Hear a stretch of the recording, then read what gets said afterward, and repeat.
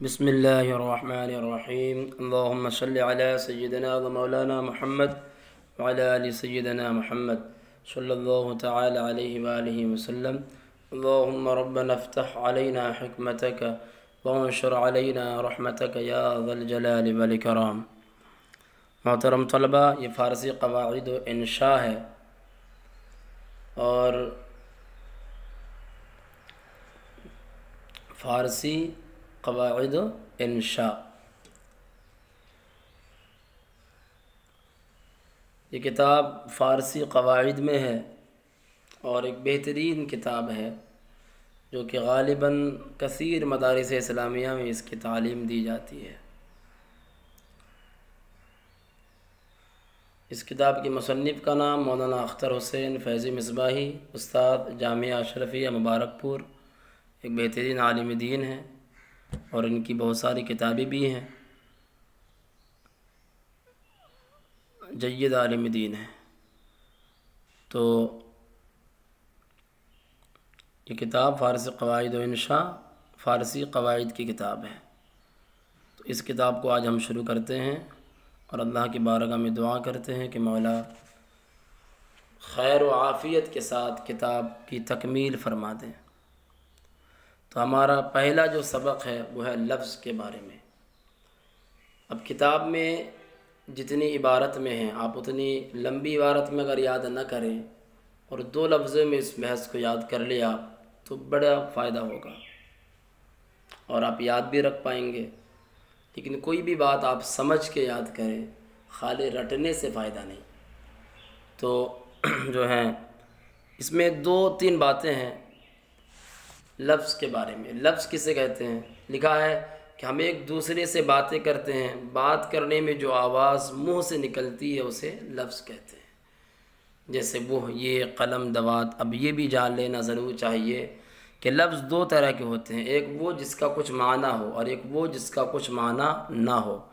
جیسے کتاب، وتاب، روٹی، ووٹی، قلم، ولم۔ ان مثالوں میں کتاب، روٹی اور قلم معنی دار لفظ ہیں، وتاب، ووٹی اور ولم معنی دار نہیں۔ اس طرح دونوں کے الگ الگ نام بھی ہیں۔ جس لفظ کا کوئی معنی ہو اس کو موضوع کہتے ہیں اور جس کا کچھ معنی نہ ہو اس کو مہمل کہتے ہیں۔ اوپر کی مثالوں میں کتاب، روٹی اور قلم موضوع ہے اور وتاب، ووٹی اور ولم مہمل ہے۔ آسانی کے لیے دونوں کی الگ الگ تعریفیں بھی لکھ دی جاتی ہے۔ موضوع ایسا لفظ ہے جس سے کوئی معنی سمجھ میں آئے، اسے کلمہ بھی کہتے ہیں، جیسے فارسی میں خامہ رفتن۔ مہمل ایسا لفظ ہے جس سے کوئی معنی سمجھ میں نہ آئے، جیسے فارسی میں گر گر مم مم مسوگی۔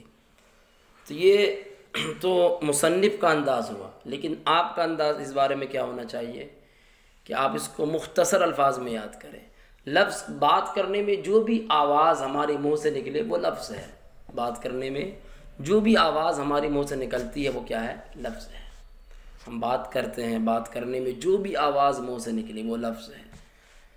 اب لفظ ہے تو لفظ 2 طرح کا ہوتا ہے۔ ایک لفظ، کچھ الفاظ ہمارے منہ سے ایسے نکلتے ہیں کہ جن الفاظ کے کچھ معنی ہے اور وہ الفاظ استعمال ہوتے ہیں، معانی ہے، اس کے کچھ خاص معانی ہے۔ تو اگر ایسے الفاظ ہمارے منہ سے نکلے کہ جن کے کچھ معانی ہے تو ان الفاظ کو موضوع کہا جاتا ہے۔ کیا کہا جاتا ہے؟ موضوع۔ اور اگر ایسے الفاظ کہ جن کے کچھ معانی ہی نہیں تو ان کو مہمل کہتے ہیں۔ جیسے ہم باتوں میں بول دیتے ہیں روٹی ووٹی لاؤ یا کتاب وتاب لاؤ، قلم ولم دو۔ تو قلم ولم، ہم قلم تو بول رہے ہیں، قلم کا کوئی معنی ہے، ہاں قلم ہے، لیکن قلم کے ساتھ جو ہم ولم بول رہے ہیں اس کا کوئی معنی ہی نہیں، یا اسی باتوں میں بول دیا جاتا ہے لیکن اس کا کچھ معنی نہیں ہے۔ تو الفاظ کتنی طرح کے ہو گئے؟ 2 طرح کے۔ لفظ کتنے طرح کا ہو گیا؟ 2 طرح کا۔ لفظ کچھ ایسا لفظ کہ جس کا کچھ معنی ہے اور کچھ ایسے الفاظ کہ جس کے کچھ معانی نہیں۔ اگر ایسے الفاظ ہیں جس کے کچھ معانی ہے تو وہ الفاظ کیا ہے؟ موضوع ہیں۔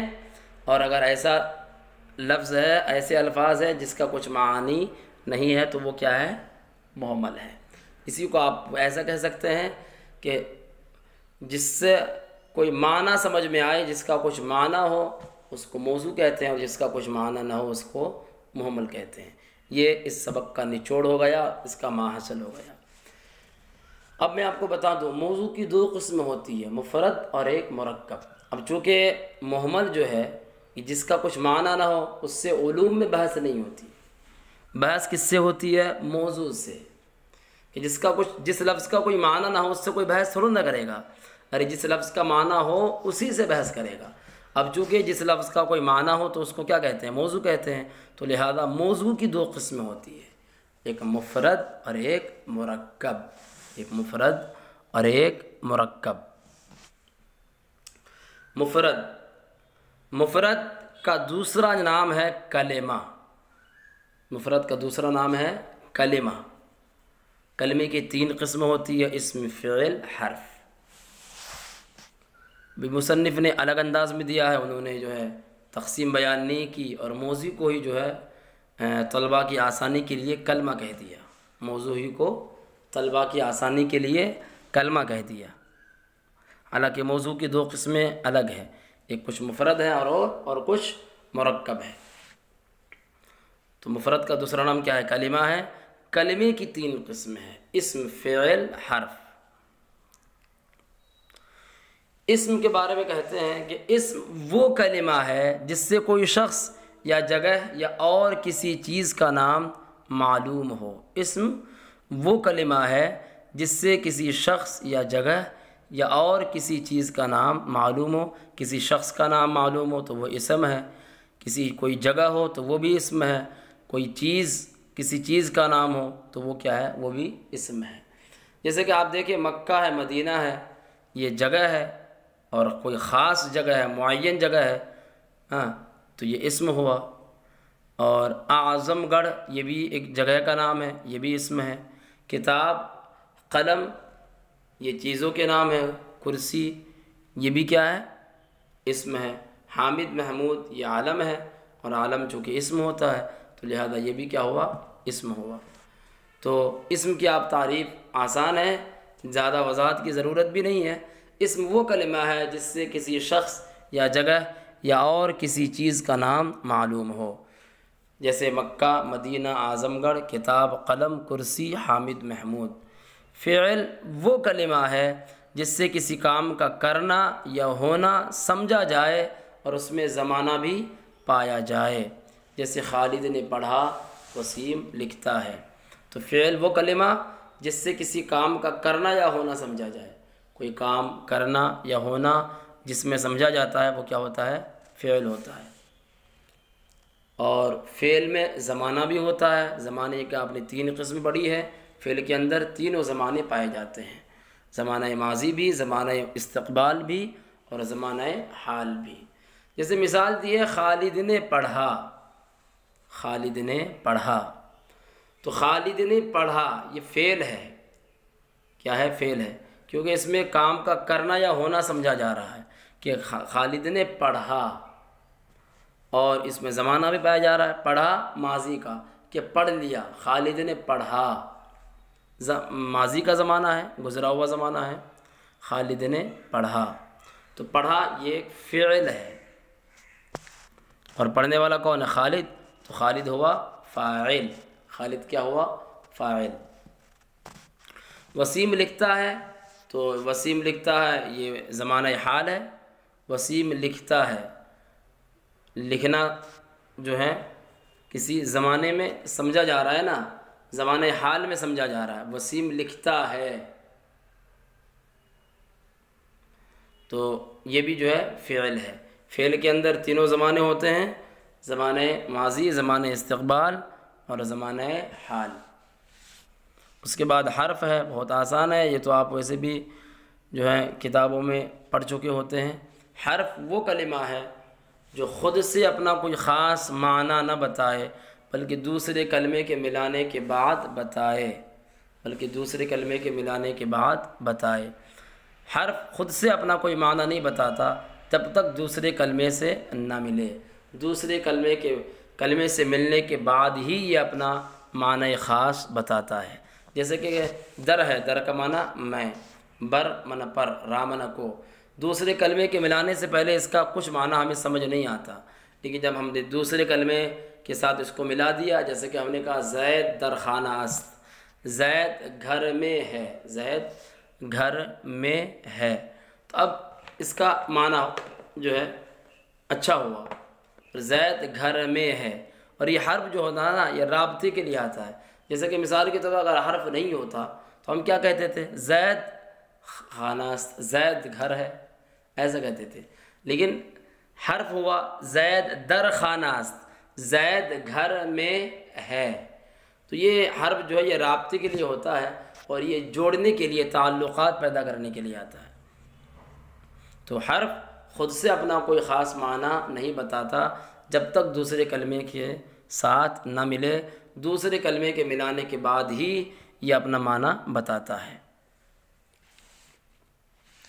تو یہ تو درس نمبر 1 ختم ہو گیا ہمارا، آپ یاد کریں۔ درس نمبر 2 ہم شروع کرتے ہیں، اور یہ جو ہے درس نمبر 2 کی بھی جو ہے تکمیل کر دیتے ہیں۔ درس نمبر 2 ہے اسم کی قسمیں۔ کیا ہے؟ اسم کی قسمیں۔ اپنے ابھی کلمے کی 3 قسمیں پڑھی تھی، اسم، فعل، حرف۔ اس کتاب میں انہی تینوں قسموں سے ہمیں جو ہے بحث کرنی ہے، اور انہی تینوں قسموں کے بارے میں پوری کتاب بھری پڑی ہے۔ تو پہلا جو تقسیم کرتے ہیں وہ کس کی؟ اسم کی۔ اسم کی قسمیں، اشتقاق یعنی بناوٹ کے اعتبار سے اسم کی 3 قسمیں ہیں، جامد، مصدر، مشتق۔ بناوٹ کے اعتبار سے اسم کی 3 قسمیں ہیں، جامد، مصدر، مشتق۔ جامد کی تعریف کرتے ہیں۔ جامد وہ اسم ہے جو نہ خود کسی کلمے سے بنا ہو اور نہ ہی اس سے کوئی کلمہ بنے، جو نہ خود کسی سے بنا اور نہ ہی اس سے کوئی بنے، تو وہ جامد ہوتا ہے۔ جیسے کہ اسب، یہ اسم جامد ہے۔ کیا ہے؟ جامد۔ یہ خود کسی سے بنا بھی نہیں ہے اور نہ اس سے کوئی بن سکتا ہے، تو وہ جامد ہے۔ اسب کا معنی گھوڑا، مرد کا معنی آدمی، گل کا معنی پھول۔ اس میں جامد کی 2 قسمیں ہیں، معرفہ، نکرہ۔ معرفہ، نکرہ۔ معرفہ وہ اسم ہے جس سے کوئی معین شے، معین چیز معلوم ہو، جس سے ہمیں کوئی معین شے حاصل ہو، معین چیز کی معلومات ہو، تو وہ کیا ہے؟ معرفہ ہے۔ جیسے کہ احمد، محمود علم ہے، مکہ مدینہ یہ تمام علم ہے، اور علم معرفہ ہوتا ہے، معین ہے۔ جس سے کوئی معین شے معلوم ہو وہ کیا ہے؟ معرفہ ہے۔ جیسے یہ کتاب، وہ قلم، یہ کتاب، تو جو ہے ہم نے لفظ یہ کے ذریعے معین کر دیا نا، وہ قلم، تو اس کے ذریعے بھی جو ہے ہم نے معین کر دیا۔ تو جس سے کوئی معین شے معلوم ہو وہ کیا ہوتا ہے؟ معرفہ ہوتا ہے۔ اب اس کا الٹا آپ لے لیں، جس سے کوئی معین چیز معلوم نہ ہو وہ کیا ہوتا ہے؟ نکرہ ہوتا ہے۔ جس سے کوئی معین چیز معلوم نہ ہو وہ نکرہ ہوتا ہے۔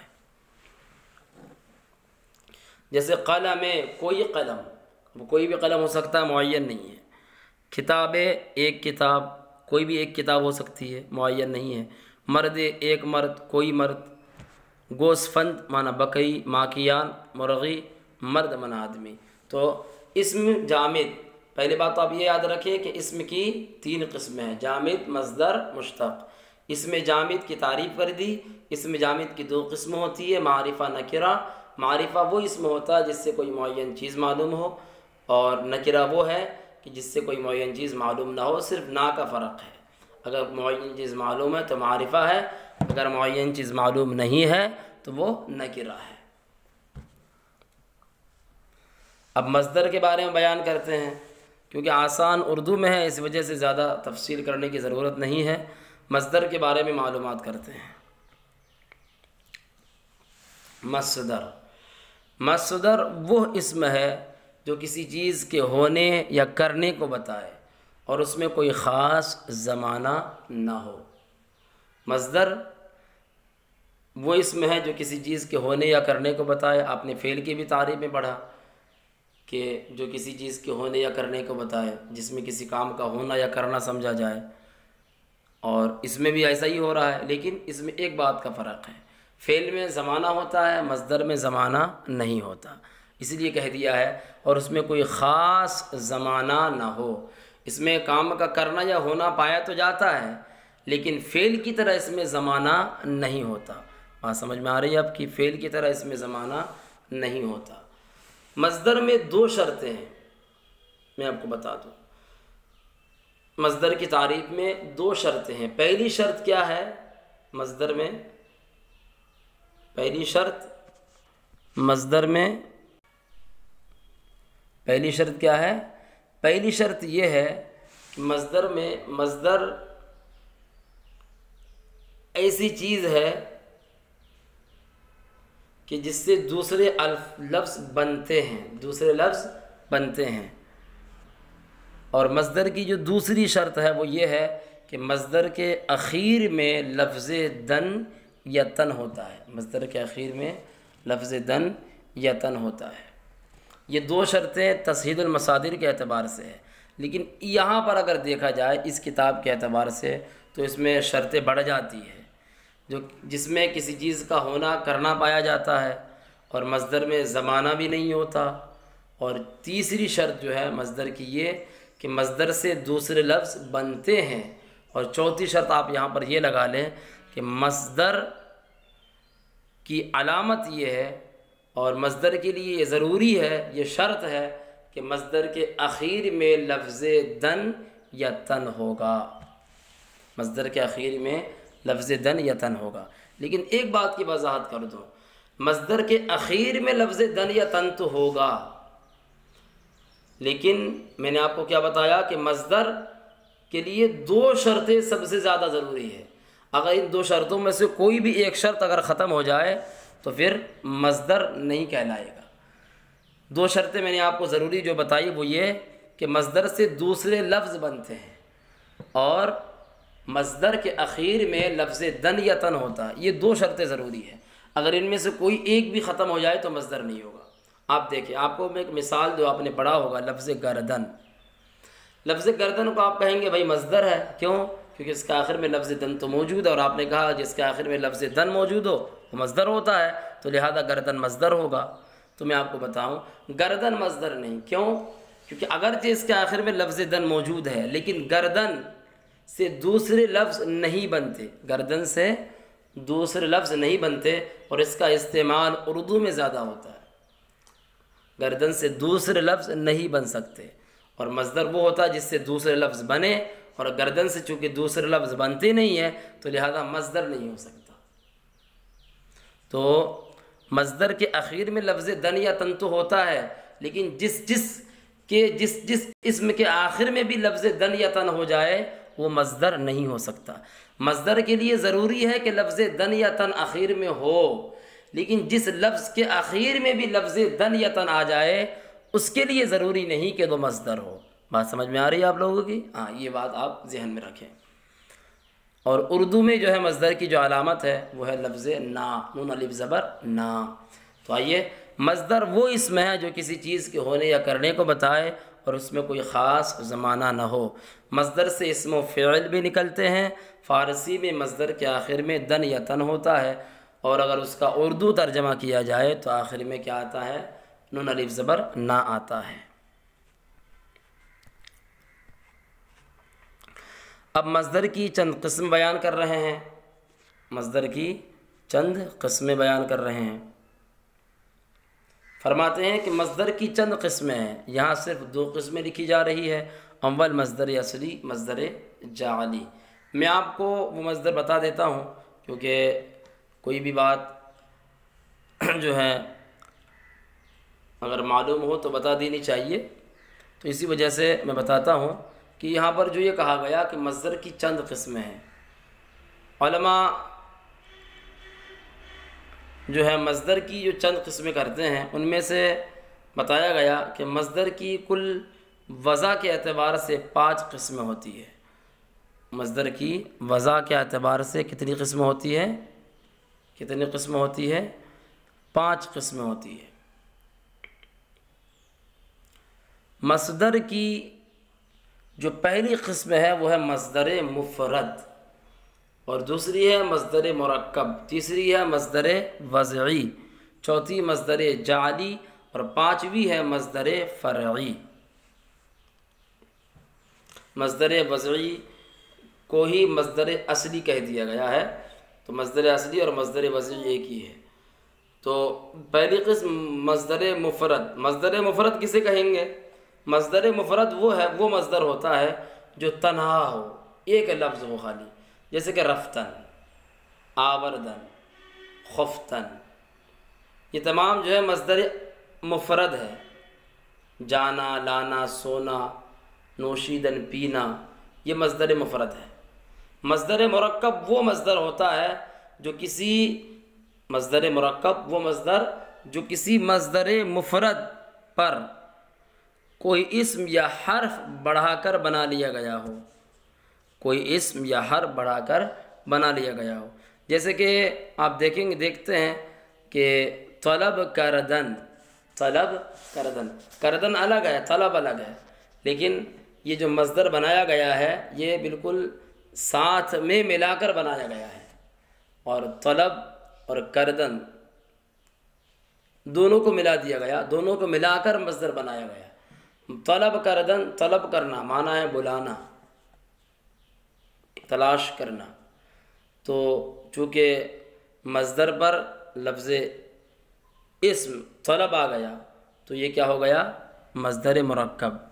اسی طرح آپ دیکھتے ہیں بر آوردن یا بر آمدن، آمدن کا معنی آنا، لیکن بر لگا دیا تو معنی بدل گیا، باہر آنا۔ تو اب چونکہ مصدر پر کوئی لفظ حرف آ گیا، لفظ بر جو کہ حرف ہے وہ آ گیا، تو میں نے آپ کو تعریف بتائی تھی کہ مصدر مرکب وہ ہے جو کسی مصدر مفرد پر کوئی اسم یا حرف بڑھا کر بنا لیا گیا ہو تو وہ مصدر مرکب ہوتا ہے۔ مصدر اصلی تیسری قسم ہے جس کو ہم مصدر وضعی بھی بولتے ہیں، جس کو یہاں پر خود کتاب میں بیان کیا گیا ہے۔ مصدر اصلی، مصدر اصلی وہ مصدر ہوتا ہے جس کو اہل زبان نے بنایا ہو، جس کو خود زبان والے نے بنایا، وہ مصدر اصلی ہوتا ہے، جیسے کہ گفتن، رفتن۔ اور مصدر جعلی وہ مصدر ہوتا ہے جو کسی دوسری زبان کے لفظ پر دن یا تن لگا کر بنا لیا جائے، جیسے کہ فہمیدن جو فہم اور یدن سے مرکب ہے، طلبیدن جو طلب اور یدن سے مرکب ہے۔ فہم اور طلب یہ دونوں عربی الفاظ ہیں۔ آپ کو مصدر اصلی جس کو خود اہل زبان نے بنایا، اہل زبان نے بنایا، یعنی مراد اہل فارس جو فارسی زبان والے ہیں، جس کو انہوں نے خود بنایا، وہ مصدر اصلی ہے۔ لیکن مصدر جعلی کہ جس کو اہل زبان نے نہیں بنایا، لیکن کیا ہوا، دوسری زبان کے لفظ کو لیا گیا اور اسی دوسری زبان کے لفظ کے آگے لفظ دن یا تن لگا دیا گیا، تو وہ پھر مصدر بن گیا۔ لیکن یہ مصدر اصلی نہیں بلکہ مصدر جعلی۔ جیسے کہ آپ لیف، طلب اور فہم یہ دونوں لفظ ہیں، یہ دونوں عربی الفاظ ہیں، طلب اور فہم کے آگے یہ دن بڑھا دیا گیا، دن بڑھا دیا گیا تو طلبیدن اور فہمیدن ہو گیا۔ لیکن یہ تمام جو ہے الگ الگ ہے، یہ تمام الگ الگ ہے۔ فہم اور طلب اور یدن یہ الگ الگ ہے، تو فہم اور طلب کے آگے دن لگا دیا تو فہمیدن اور طلبیدن ہو گیا۔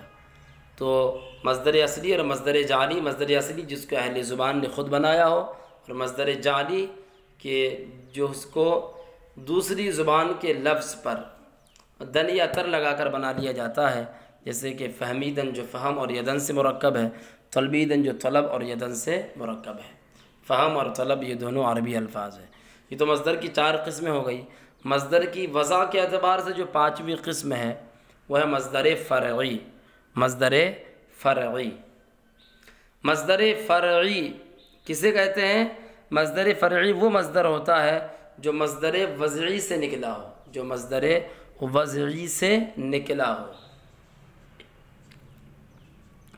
جیسے مثال کے طور پر ایک مثال ہے کوفتن مصدر سے، اس کا معنی آتا ہے کوٹنا، لیکن کوفتن جو مصدر ہے یہ مصدر اصلی ہے، اسی سے ایک مصدر نکلتا ہے کوبیدن، اس کا معنی بھی آتا ہے کوٹنا، لیکن کوبیدن کا جو بھی مصدر ہے وہ کوفتن ہے، اصل مصدر کوفتن ہے، مصدر فرعی جو ہے وہ کوبیدن ہے، لیکن کوبیدن کا بھی جو اصل مصدر ہے وہ ہے کیا ہے؟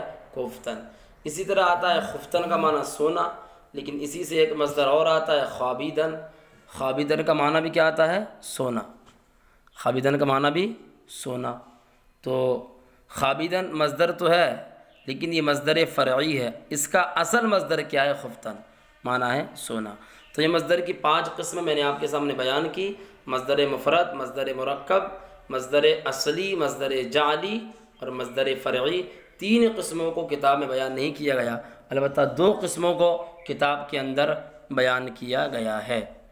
تو جو ہے آج ہم یہی تک پڑھاتے ہیں اور ختم کرتے ہیں، اور انشاءاللہ عز و جل یہاں سے جو ہے انشاءاللہ آگے تعلیم جاری ہوگی۔